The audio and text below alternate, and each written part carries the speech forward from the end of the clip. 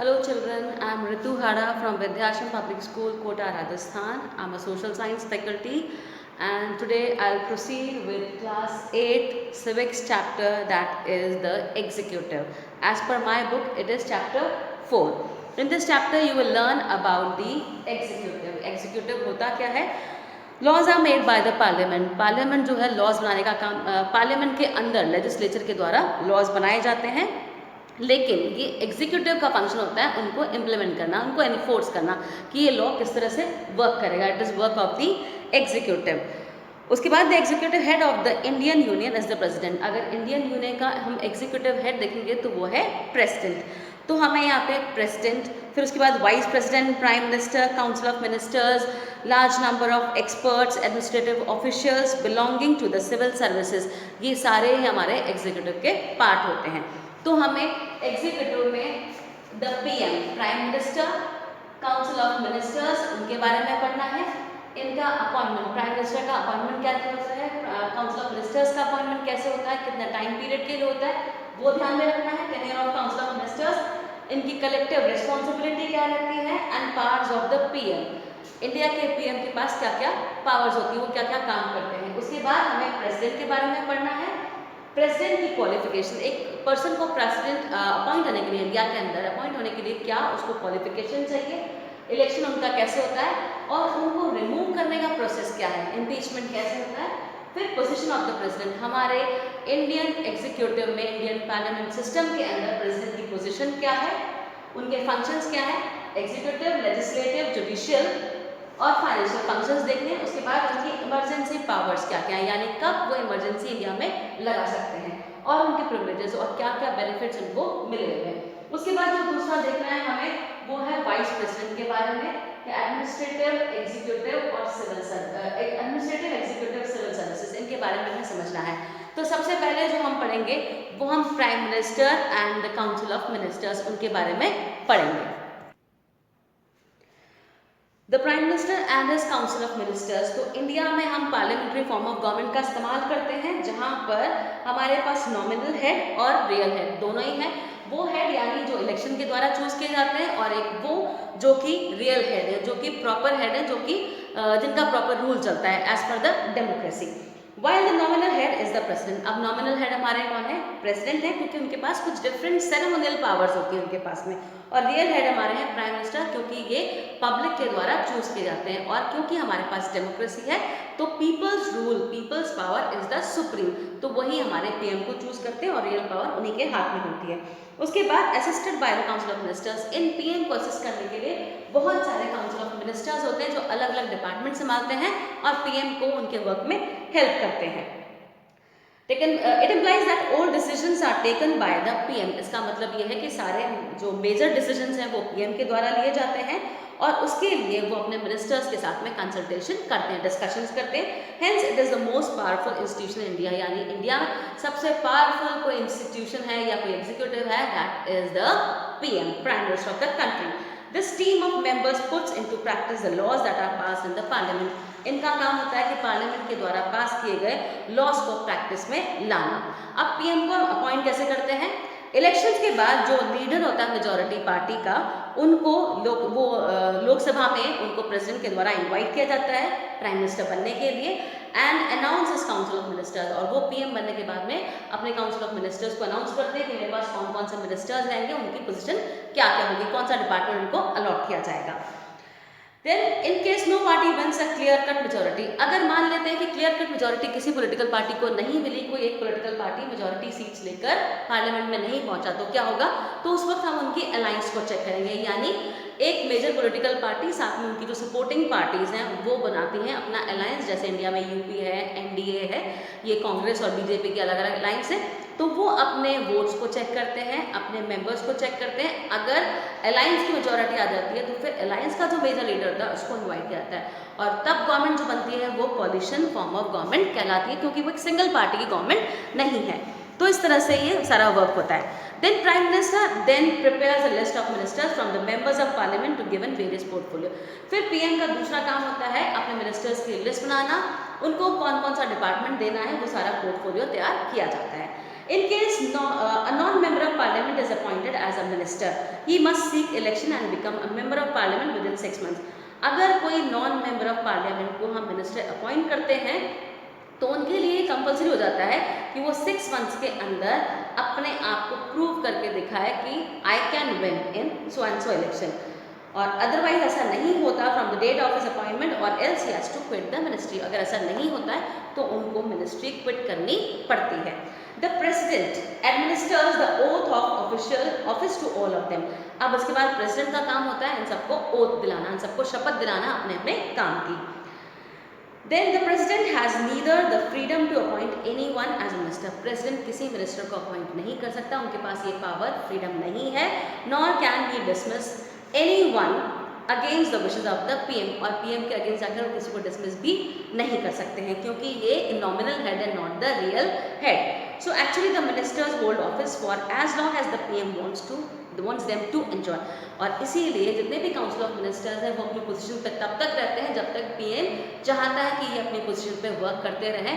Meanwhile अगर PM को लगता है कि that's why so minister is not working well, तो उनकी वो डिपार्टमेंट रिमूव कर सकते हैं या उनको इस डिपार्टमेंट से हटा भी सकते हैं, मीन्स परमानेंटली हटा सकते हैं।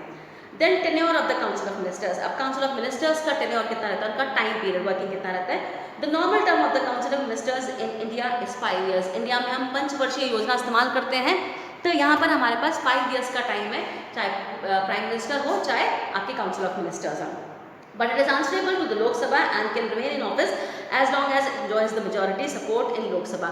लेकिन लोक सभा में जब तक इस पॉलिटिकल पार्टी का सपोर्ट रहता है तब तक वो एंजॉय करते हैं, वरना बीच में भी मिनिस्ट्री गिर जाती है और वो PM वगैरह सबको क्विट करना पड़ता है।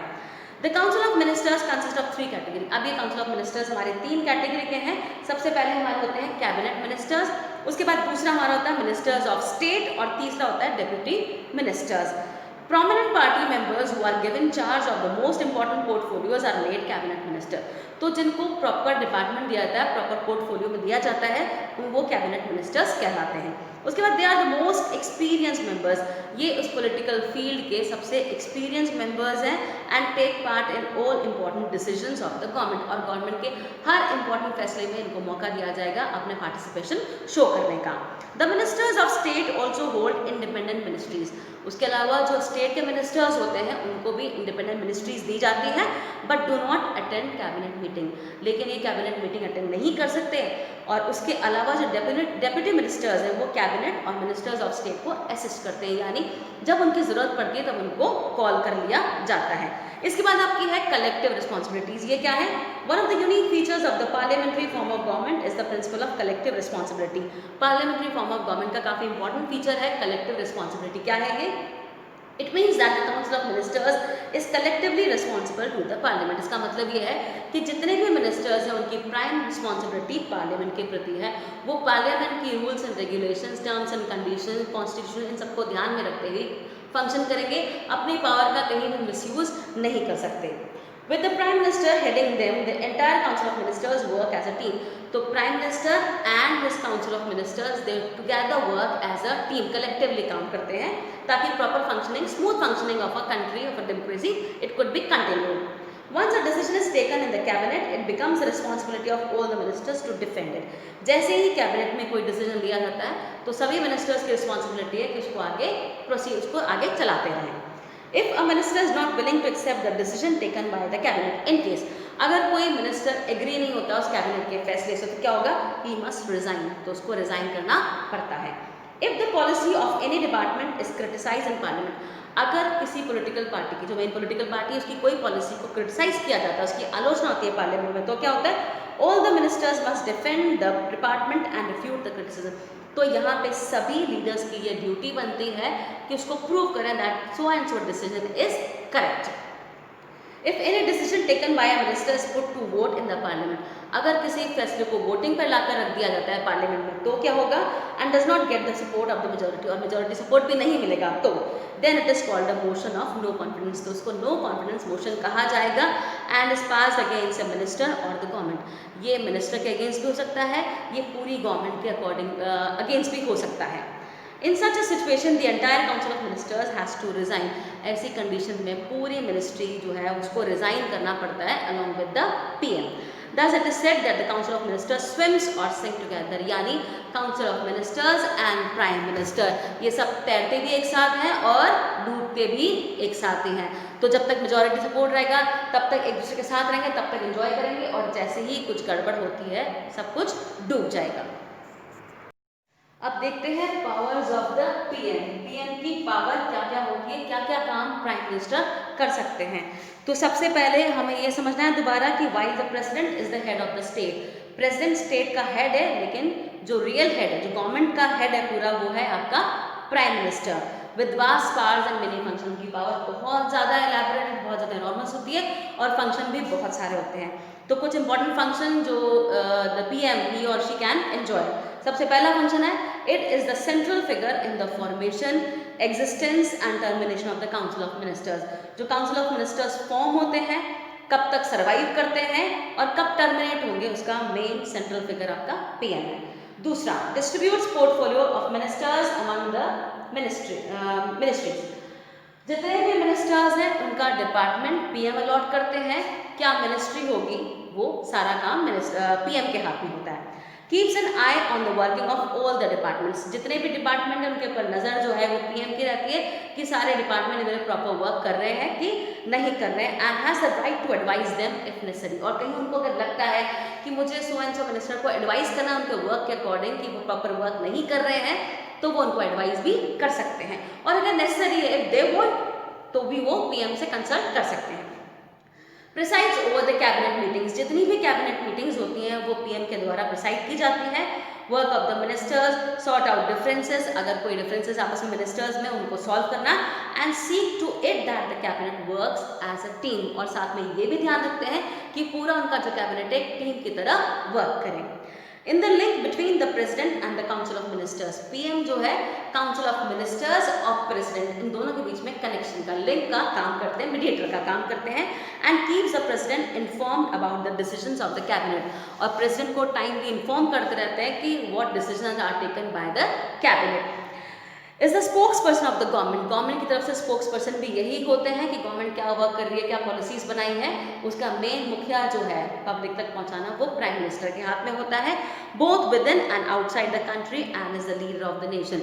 इस वक्त इंडिया में हम क्लियरली देख सकते हैं कि हमारे पीएम मोदी जो हैं वो किस तरह से पब्लिक से बात करते हैं, इंटरेक्ट करते हैं, अपनी पॉलिसीज के बारे में बताते हैं, अपने डिपार्टमेंट्स के बारे में बताते हैं। तो ये हमें बिल्कुल क्लियर होता है that he is the spokesperson of that particular political party. उसके अलावा जो इनके फंक्शंस हैं, is the leader of parliament. Parliament के लीडर भी हैं, specially the Lok Sabha. Makes all the important policy announcement. जितने भी इंपॉर्टेंट पॉलिसी अनाउंसमेंट्स हैं वो प्राइम मिनिस्टर के द्वारा किए जाते हैं। And answer questions regarding government policies and administration. उनकी गवर्नमेंट की जो पॉलिसीज होती हैं और एडमिनिस्ट्रेशन होती है उसको लेकर PM is answerable towards the people. Then can shuffle his cabinet. वो कभी भी चाहें अपने कैबिनेट को शफल कर सकते हैं, यानी इस मिनिस्टर को उधर, उस मिनिस्टर को इधर, वो इंटरमिंगल कर सकते हैं, इंटरचेंज कर सकते हैं, या किसी का डिपार्टमेंट हटाकर किसी और को उसका डिपार्टमेंट दे सकते हैं। If so and so person is not working well, तो शफल कर सकते हैं। चेंज पोर्टफोलियो, मैंने बोला आपको शफल, तो पोर्टफोलियो चेंज कर सकते हैं। And also ask and erring ministers to quit. और अगर चाहें, उनको लगता है ये मिनिस्टर प्रॉपर काम नहीं कर रहा है, तो उनको बोल भी सकते हैं टू क्विट, कि आप ये मिनिस्ट्री छोड़ दो। Then plays an important role in all decisions with regard to foreign policies. Foreign policies को लेके जितने भी important decisions होते हैं वो सारे PM के हाथ में होते हैं। His or her statements and views on foreign affairs are regarded as views of the country as a whole. जो भी इनका statement होता है, जो भी इनका व्यू होता है foreign affairs को लेकर, वो पूरी country का as a whole view माना जाता है। Advises the president to summon, prorogue or dissolve the Lok Sabha. President को टाइम टू टाइम एडवाइस भी करते हैं कब मीटिंग्स बुलानी है, कब खत्म करनी है, लोकसभा कब डिसॉल्व करनी है, उसके लिए भी एडवाइस करते हैं। Then recommends appointments like the, उसके अलावा जैसे चीफ जस्टिस हैं हमारे, जजेस of supreme court, governors of different states and so on, इन सब के अपॉइंटमेंट में वो रिकमेंड भी करते हैं प्रेसिडेंट को। The emergency powers are formally given by the constitution. जो इमरजेंसी पावर्स है वो फॉर्मली कॉन्स्टिट्यूशन के द्वारा प्रेसिडेंट को दी जाती है, are exercise in practice by the prime minister. लेकिन प्रेसिडेंट भी प्राइम मिनिस्टर के बगैर इनको एक्साइज नहीं कर सकते हैं। Thus the prime minister is described as the keystone in the cabinet arch because he or she controls the entire administration. पूरा एडमिनिस्ट्रेशन डायरेक्टली और इनडायरेक्टली हम कह सकते हैं कि वो प्राइम मिनिस्टर के हाथ में होता है with the support of the majority इन लोकसभा। और मेजॉरिटी, जब तक लोकसभा में मेजॉरिटी रहेगी, ही or she becomes the ruler of the country, तब तक वो उस कंट्री के रूलर कहलाएंगे।